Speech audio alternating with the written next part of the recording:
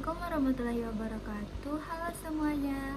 Pada kesempatan kali ini kami dari kelompok 15 akan membahas tentang jaringan dasar parenkim.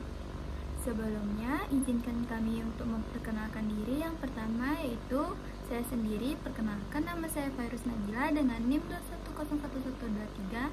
Saya berasal dari kelas S1 1C. Dan rekan saya. Assalamualaikum warahmatullahi wabarakatuh. Perkenalkan, nama saya Nadia Salva Felisa dengan NIM 2101143. Saya dari kelompok 15 dari kelas S1 1C Farmasi.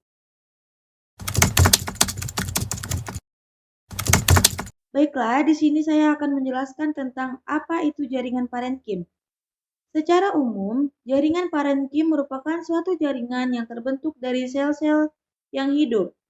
Struktur morfologi dan fisiologi yang beragam namun dengan sifat yang sama dan masih melakukan kegiatan proses fisiologi. Selain itu, parenkim adalah jaringan dasar yang utama. Sel-sel parenkim dapat ditemukan pada akar dan batang, terutama sebagai pengisi bagian korteks.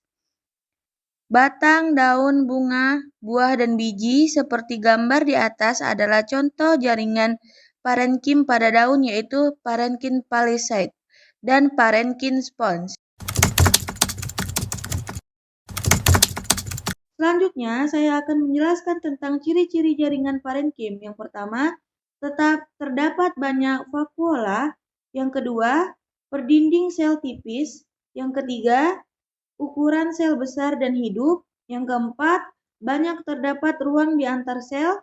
Yang kelima, dapat membelah secara meristemik dan embrional.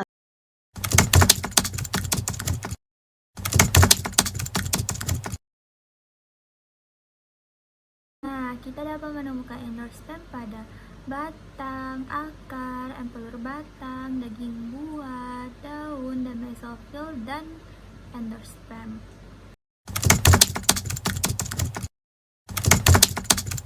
Berdasarkan klasifikasinya, jaringan parenkim terbagi menjadi dua, yaitu berdasarkan fungsi dan berdasarkan bentuk. Nah, yang pertama kita akan membahas berdasarkan fungsinya. Yang pertama yaitu parenkim asimilase. Parenkim ini di dalam selnya banyak mengandung pestisida kloroplas atau disebut juga dengan klorenkim. Parenkim ini berguna sebagai tempat untuk berfotosintesis. Parenkim jenis ini bisa kita temukan biasanya pada daun. Yang kedua yaitu parenkim makanan.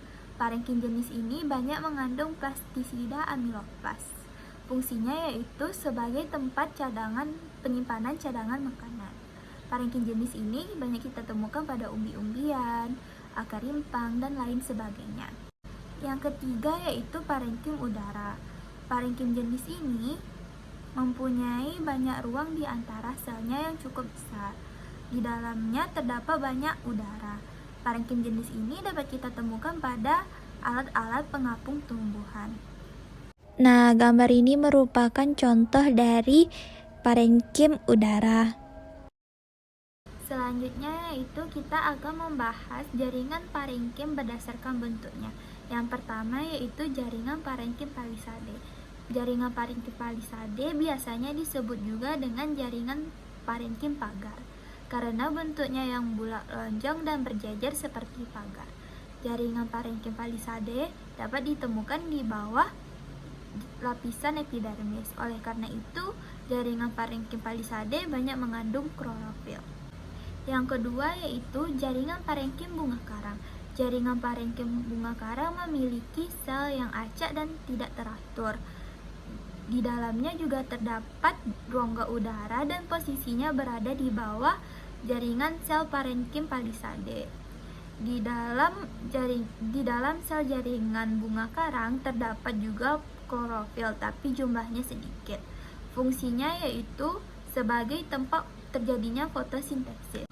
Yang ketiga yaitu parenkim bintang. Sesuai namanya, parenkim jenis ini memiliki bentuk seperti bintang yang menjuntai atau lebih. Yang keempat yaitu parenkim lipatan. Parenkim ini banyak ditemukan di pinus dan padi. Bentuknya yaitu melipat ke arah dalam dan mempunyai banyak kloroplas. Yang kelima atau yang terakhir yaitu parenkim pengangkut. Parenkim jenis ini memiliki sel-sel yang memanjang dan bentuknya sesuai dengan arah pengangkutan. Selanjutnya kita akan membahas tentang macam-macam jaringan parenkim. Yang pertama yaitu jaringan epidermis yang berfungsi sebagai pelindung jaringan di dalamnya. Yang kedua yaitu jaringan palisade yang berfungsi sebagai tempat fotosintesis. Yang ketiga yaitu jaringan spons yang berfungsi sebagai tempat fotosintesis dan penyimpanan. Yang keempat yaitu jaringan kolenkim yang berfungsi sebagai jaringan penguat pada organ tumbuhan muda. Yang kelima yaitu floem yang berfungsi sebagai pengangkut hasil fotosintesis. Yang keenam yaitu jaringan xilem yang berfungsi sebagai pengangkut air dan mineral. Baiklah, itu saja yang dapat kami sampaikan. Lebih dan kurang kami mohon maaf. Kami akhiri, wabillahi taufiq wal hidayah. Wassalamualaikum warahmatullahi wabarakatuh.